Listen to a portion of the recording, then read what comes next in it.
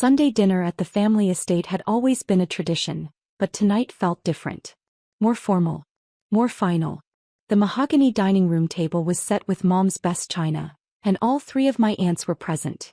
Aunt Margaret with her perpetually disapproving expression, Aunt Susan with her clipboard and color-coded organizational system, and Aunt Patricia who nodded approvingly at everything Dad said. "Emily," Dad began, setting down his coffee cup with the ceremonial weight of someone about to make an important announcement, "we need to discuss the living arrangements here at the house." I looked up from my dessert, already sensing where this conversation was headed. At 28, I'd been living in the family's sprawling Victorian mansion for 2 years since Mom passed away, ostensibly to help Dad with the upkeep and provide companionship in his grief. "What kind of discussion?" I asked carefully. Aunt Margaret leaned forward with the expression of someone who'd been planning this intervention for weeks. "Emily dear, your father isn't getting any younger. This house is far too large for 2 people to manage alone. Which is why," Dad continued, "we've decided it's time to make better use of the space. For the greater good of the family." The phrase sent a chill down my spine. In our family, greater good usually meant what's convenient for everyone except Emily. Aunt Susan consulted her clipboard with businesslike efficiency. "We've done a complete assessment of the house's room allocation. Currently you're occupying the master suite, the small sitting room, and you've converted the morning room into your office space." "Those are my rooms," I said quietly. "I've been living here for 2 years." "Of course they are, sweetheart," Aunt Patricia said in that soothing tone reserved for children and people having unreasonable reactions. "But now we need to think practically about family needs." Dad cleared his throat. "Margaret's youngest daughter is getting divorced. She needs a place to stay with the 2 children while she gets back on her feet. Susan's son just graduated college and needs somewhere affordable to live while he looks for work," Aunt Susan added, making notes on her clipboard. "And Patricia's daughter is pregnant with her 2nd child," Aunt Margaret finished triumphantly. "They need more space but can't afford a larger apartment right now." I looked around the table at their expectant faces, all so certain of their moral authority. "So you want to move 3 families into this house?" "It makes perfect sense," Dad said warmly, as if he were offering me a wonderful opportunity rather than evicting me from my own living space. "The house has 8 bedrooms, 4 bathrooms, 2 sitting rooms and that lovely sun porch. There's more than enough space if we organize it properly." Aunt Susan turned her clipboard toward me, revealing a detailed floor plan with room assignments written in her neat handwriting. "We've worked it all out. Margaret's daughter Christine gets the master suite since she has 2 children who need the connecting rooms. Patricia's daughter Amy gets the blue guest room and the nursery. Susan's son David gets the corner room with the built-in desk." "And me?" I asked, though I suspected I already knew the answer. "The servants' quarters in the attic have been completely renovated," Aunt Margaret said brightly. "Lovely slanted ceilings, very cozy. Perfect for someone with simple needs. The servants' quarters. They wanted to move me to the servants' quarters in my own home. It's actually quite charming up there," Patricia added encouragingly. "Very private, separate entrance, its own little bathroom. Like having your own apartment. Plus," Susan continued, consulting her clipboard again, "since you'll be the only single person without children, it makes sense for you to have the smallest space. Basic mathematics." Dad nodded approvingly. "The sitting room you've been using as an office can be converted into a playroom for the children. They need space to run around and you can work from your laptop anywhere." "What about my things?" I asked. "My furniture, my books, my office equipment?" "Storage unit," Margaret said decisively. "We've already researched prices. Very reasonable monthly rates. And since everyone will be contributing to household expenses," Susan added, "the storage fee can come out of the collective budget. Very fair." I stared at them in amazement. "You want me to pay to store my own furniture so you can move your children into my rooms?" "Our children," Dad corrected gently. "They're family, Emily. Sometimes we have to make sacrifices for the greater good." "The greater good." There was again. "Think about it logically," Margaret continued. "Christine is a single mother working 2 jobs. Amy is pregnant and struggling financially. David just graduated and needs time to establish his career. You're single, stable, employed, you can adapt more easily than they can." "Employed." Their polite way of acknowledging that I had a job while dismissing its importance. What about my home office? I asked. I work from home 3 days a week. I need professional space for video conferences. Patricia waved her hand dismissively. You can use the kitchen table when you need to take calls. Or the library corner. Very professional looking with all those books. The morning room has been my office for 2 years, I said. I have clients, scheduled meetings, specialized equipment.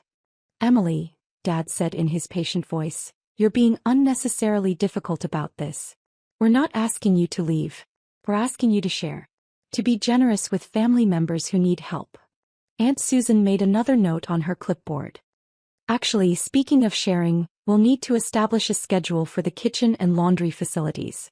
With 4 families in the house, coordination will be essential. 4 families. I repeated. Christine and her children, Amy and her family, David and you and Dad, Margaret explained. Though really you and your father are more like one household since you're both single. My phone buzzed with an email notification. I glanced at it discreetly. A message from Hamilton and Associates Title Company with the subject line, Property Transfer Complete, Documentation Attached. Perfect timing. We've also worked out a fair division of household responsibilities, Susan continued, oblivious to my distraction. Christine will handle dinner preparation since she's an excellent cook. Amy will manage grocery shopping when she's feeling well enough. David will take care of yard work and general maintenance. And Emily will handle cleaning and laundry, Patricia concluded. Since she's the most available and doesn't have children to care for. I would become the live-in housekeeper for my own home. This is all very generous, I said slowly, opening the email on my phone, but I think there might be a small problem with your plan. Dad smiled indulgently. What kind of problem, sweetheart? Well, I said, scrolling through the legal documents that had just arrived in my inbox. It's hard to reorganize a house when you don't actually own it. The conversation paused. Margaret looked confused. Of course we own it, Dad said. This has been the family home for 40 years. Your mother and I bought it when we were first married. Actually, I said, turning my phone screen toward them, according to these documents from the title company, the house was transferred into my name this morning. Congratulations, you've just spent an hour planning to redistribute rooms in a house that belongs to me. The silence that followed was profound. Aunt Susan's pen stopped moving across her clipboard. That's impossible. I stood up and walked to Dad's side, showing him the official documents. Remember when you had financial troubles after Mom's medical bills? When the bank was threatening foreclosure? When I paid off the remaining mortgage balance and took care of all the back taxes? Dad's face had gone pale. Emily, we discussed this. You said it was a loan. I said I would handle it. I never said it was a loan. I scrolled to the next document. The house has been in my name for 18 months, Dad. I've been paying property taxes, homeowners insurance, maintenance costs and utilities this entire time. Margaret snatched the phone from my hands, squinting at the legal text. This can't be legal. Parents don't just sign over family homes to their children. They do when they're facing foreclosure and their daughter offers to save the house by buying it from the bank, I said calmly. Dad signed the quitclaim deed himself. Patricia was staring at the documents like they were written in a foreign language. But we thought the house was still in your father's name. I asked Emily not to mention the ownership change, Dad admitted quietly. I was embarrassed about the financial situation. I didn't want the family to know how bad things had gotten. Susan's clipboard had fallen to the table. So when we were planning room assignments, you were planning to evict me from my own house and install me as an unpaid housekeeper for 3 families, I finished. Yes, that's exactly what you were doing. The weight of their presumption was finally sinking in. Emily, Margaret said desperately, we had no idea. If we'd known you owned the house, would it have changed anything? I asked. Would you have suddenly respected my living space? Would you have consulted me before making plans? Or would you have just found more creative ways to guilt me into giving up my rooms? None of them answered. Here's what's actually going to happen, I said, walking back to my seat. Christine can stay in the guest room for 1 month while she finds her own apartment. Amy can visit whenever she wants, but she and her family live in their own home. David can get a job and find roommates like every other recent graduate. But Emily, Dad protested, they need help. And I'll help them. With job search resources, references, even financial assistance if necessary. But I won't sacrifice my home to enable their dependence on family bailouts. I looked around at my aunt's shocked faces. You all assumed I was the family failure who could be easily manipulated because I live with Dad and work from home. You never asked about my career, my income, or my contributions to this household. What do you do? Susan asked weakly. I run a digital marketing consultancy. I work from home by choice, not necessity. I live here because I love this house and wanted to preserve it for the family, but that doesn't mean I'm available to be everyone's solution to their financial problems. Margaret was still staring at the ownership documents. So all this time you've been letting us think. I've been letting you reveal exactly how you see me, I said simply. Someone with no agency, no valuable contributions, and no right to refuse unreasonable demands from family. Dad reached across the table toward me. Emily, I'm sorry. We never meant to. You meant exactly what you said, Dad. You decided I was the family member whose needs mattered least, whose space was most expendable, and whose labor was most available. The ownership documents don't change what you believed about my worth. I gathered my things and stood up. Dinner was lovely. Thank you all for coming. Christine, let me know when you'd like to see the guest room. Everyone else, I'll see you at Christmas, assuming you can find time in your schedules to visit me in my own home. As I walked toward the stairs, Dad called after me. Emily, wait. Can we talk about this? I turned back to face them.